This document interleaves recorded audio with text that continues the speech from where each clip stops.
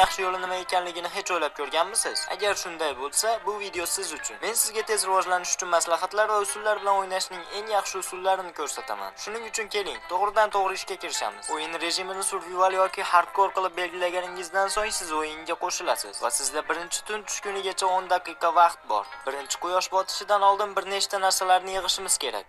Ulardan biri ish qurollaridir. Hech bo'lmaganda toshli qurollar yasang. Shuning uchun tezroq narsa yasash uchun yog'och topishga harakat qiling. Va agar siz sahroda paydo bo'lgan bo'lsangiz, unda men sizga achinaman. Iloji boricha tezroq yog'och topishga harakat qiling. Agar sizda yog'ochdan yasalgan kirka bo'lsa, asboblaringizni yangilash uchun boring va tosh mining qiling.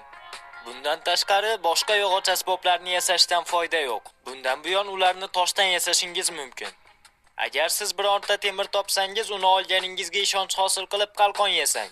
Qalqon o'yin boshida juda ham foydali, chunki sizda bronza yo'q va qalqon hayotingizni saqlab qolishi mumkin. Yana bir muhim narsa bu oziq-ovqat. Shuning uchun o'yin boshida iloji boricha ko'proq urug' yig'ishga harakat qiling. Agar biror hayvonni ko'rsangiz, uni o'ldiring. Har qanday o'tni ko'rsangiz, sindiring va urug'larini oling. Hattoki suv o'tlari va baliqlar ham boshida ajoyib oziq-ovqat manbai bo'lishi mumkin. Lekin ko'rib turganingizdek, asta-sekin qorong'u tushmoqda. Tunda moblar bilan jang qilmaslik uchun bizga divan kerak. Buning uchun 3 ta qo'yni topib, ularni o'ldirish zarur. Keyin shunchaki junlarni olib divan yasang. Lekin agar siz ip topsangiz, ular orqali ham jun yasashingiz mumkin. Divan topishning yana bir usuli uni qishloqdan o'g'irlashdir. Qishloq, shuningdek uning atrofida yotqizilgan pichan o'ramlaridan ajoyib oziq-ovqat manbai sifatida foydalanishingiz mumkin. Oxirgi qadam uxlayotganda yoki uyg'onish paytida moblardan himoyalanish uchun kichik bunker qurish. Kulba hech qanday ajoyib narsadan yasalishi shart emas. Birinchi kechada loyli bloklardan foydalanganingiz ma'qul. Agar siz uxlay olsangiz,